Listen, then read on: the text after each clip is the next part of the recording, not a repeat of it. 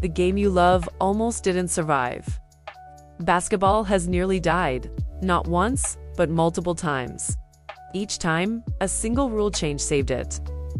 This is the story of how peach baskets became the NBA, and why every rule matters. Welcome to the rules that saved basketball. December 1891, Springfield, Massachusetts. A YMCA training school faced a formidable problem. Winter had arrived. The students, young men training to become physical education instructors, were trapped indoors. They were restless, aggressive, bored out of their minds. The school's director had already fired 2 instructors. He turned to a 30-year-old Canadian named James Naismith. Naismith was eccentric, unconventional in ways that surprised everyone. From the Greek, ek meaning out of, and kentron meaning center. An eccentric person stands outside the center, away from normal. This root appears in unexpected places. Concentrate, central, centrifugal, and epicenter. Naismith had 2 weeks to invent a game. He studied football, soccer, rugby, lacrosse. Each was too rough for indoors, or too dangerous on hard wooden floors. His innovative solution combined elements from several sports. He wrote 13 rules, some of them arbitrary, based more on instinct than science. No running with the ball, no tackling. The goal would be elevated so players couldn't simply guard it. Why a basket instead of a net? It was what the janitor had available, 2 peach baskets. Here's a detail people forget. The baskets still had bottoms. Every time someone scored, play stopped, while someone climbed a ladder to retrieve the ball. The game was volatile in those early years, changing constantly. But the core stuck. Within weeks, students were obsessed. Within months, the game spread to other YMCAs. Within years, basketball was being played on every continent. The game would evolve rapidly, each generation discovering new possibilities. Evolve, to develop gradually over time.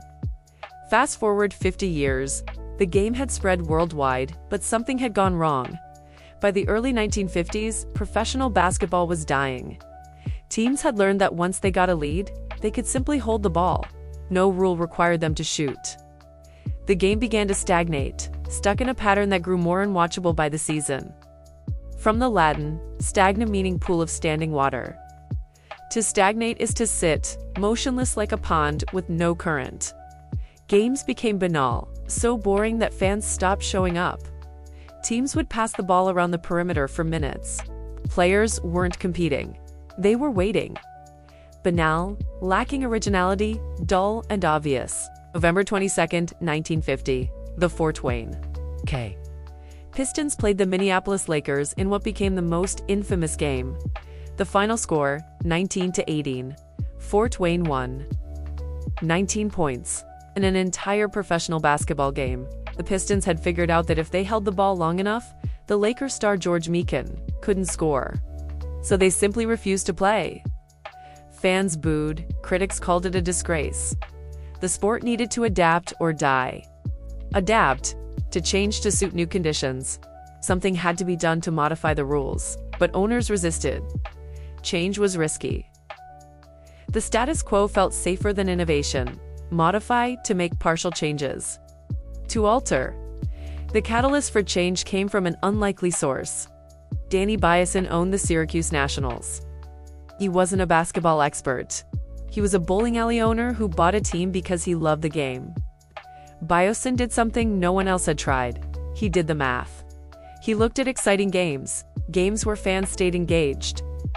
Those games typically had about 120 shots attempted total. Divide 48 minutes by 120, and you get 24 seconds. His proposal would truncate possessions, forcing teams to shoot within that window. From the Latin truncate meaning to cut off or maim, to truncate is to remove a portion.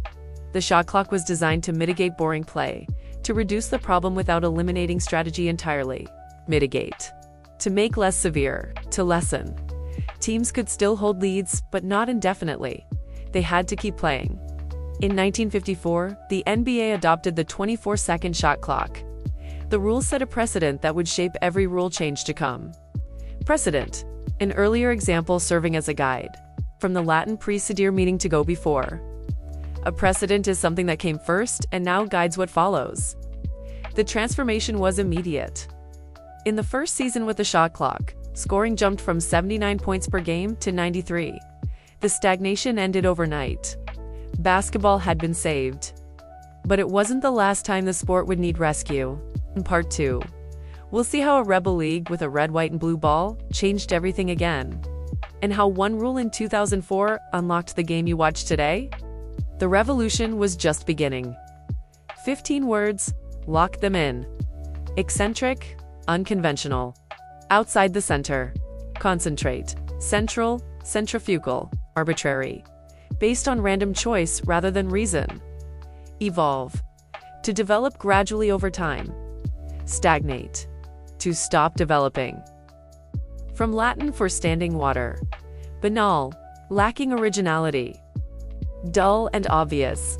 Adapt, to change to suit new conditions. Modify, to make partial changes. Truncate. 2. Shorten by cutting off. Truncated. Mitigate, to make less severe. Precedent, an earlier example serving as a guide. Precede predecessor, unprecedented.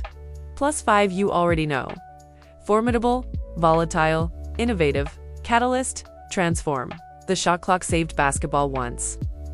But the game would need saving again. The shot clock saved basketball from boredom. By the 1970s, the NBA faced a different crisis, losing the culture war. A rebel league had arrived, and it was about to change everything. The American Basketball Association launched in 1967 with an audacious mission. Out to entertain the NBA. Where the NBA was corporate and cautious, the ABA was wild. Players had afros and flashy style. Teams had names like the Kentucky Colonels and the Spirits of St. Louis. The ABA introduced something the NBA had rejected as a gimmick: the three-point line. The league decided to implement a rule that rewarded long-range shooting. A shot from beyond the arc would count for 3 points instead of 2. The NBA scoffed. Real basketball didn't need tricks. The ABA also created the slam dunk contest, turning halftime into a compelling spectacle of athleticism and creativity.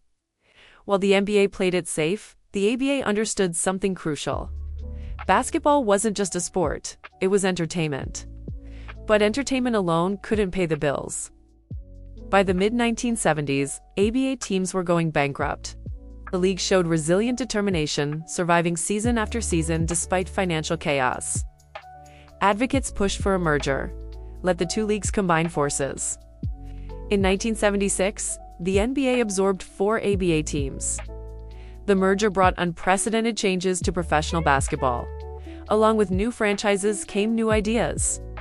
The three-point line. The slam dunk contest. A faster, flashier style of play. The NBA would never be the same. The NBA adopted the three-point line in 1979, but almost nobody used it. Coaches viewed long-range shots as low-percentage gambles. Why take a contested three when you could work for an easier two? The math seemed obvious. This was the fallacy that held basketball back for decades. From the Latin faller, meaning to deceive. A fallacy tricks you into believing something false. This route runs through deception. False, not true. Fail to fall short. Originally to deceive expectations. Fault, a defect, a falling short. Fallible, capable of making mistakes, able to be deceived. The fallacy was this. Coaches compared made shots, not points per attempt. A 33% three-pointer produces exactly as many points as a 50% two-pointer. Both average 1 point per shot. But a 35% three-pointer beats a 50% two. The math was always there. Teams just refused to see it. For years, three-pointers remained a novelty. Teams averaged fewer than 3 attempts per game. The league had given itself a powerful weapon but refused to use it. Signs were ominous that the NBA might squander its own innovation. Meanwhile, defense had become brutal. Through the 1980s and 1990s, defenders could use their hands to physically control offensive players. This hand-checking made it nearly impossible to drive to the basket. The rules seemed anachronistic, relics of an era when physicality mattered more than skill. From the Greek ana, meaning against or backward, plus chronos meaning time.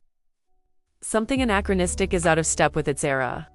Coaches built defensive systems to circumvent the need for individual brilliance. From the Latin circa meaning around, plus venare meaning to come. To circumvent is to come around something, to bypass it. This route travels far. Circumstance, the conditions standing around a situation. Circumference, the distance around a circle. Circuit, a path that goes around a circuit. A path that goes around a sixcentive, looking up at the mountain, it appears around a six of impendium. Looking up at the mountain, it appears the finish line is in sight. Team 5, circumnavigate to travel completely around. In 2004, the NBA finally eliminated hand checking. Defenders could no longer impede ball handlers with constant contact.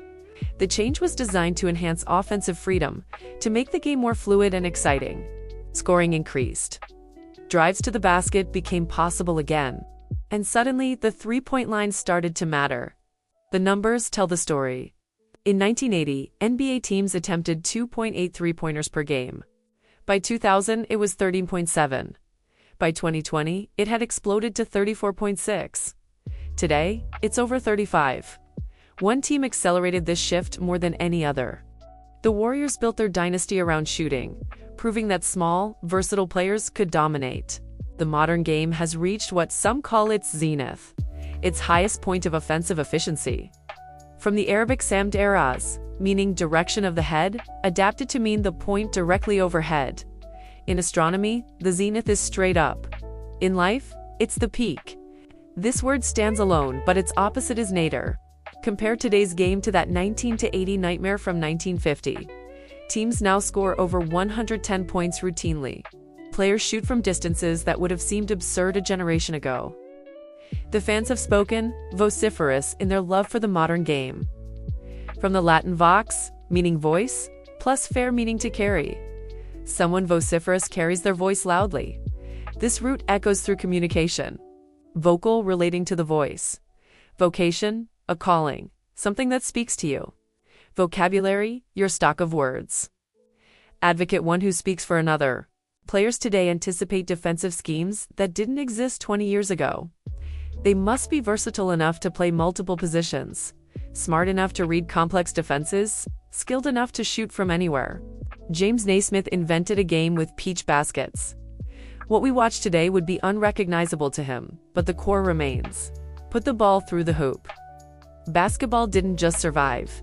It evolved into one of the most popular sports on earth. All because someone was willing to change the rules. 15 more words. Lock them in. Implement. To put a plan into effect. Fallacy, a mistaken belief. From Latin, for deceive. False, fail. Fault. Ominous, suggesting something bad will happen. Anachronistic, belonging to a different time. Outdated. Circumvent, to find a way around. Circumstance, circumference, circuit. Enhance, to improve the quality or value. Versatile, able to adapt to many functions. Zenith, the highest point? Opposite of nadir. Vociferous, expressing opinions loudly. From Latin, for voice. Vocal, vocation, vocabulary. Anticipate, to expect and prepare for something. +5, you already know. Audacious, resilient, compelling, advocate, unprecedented.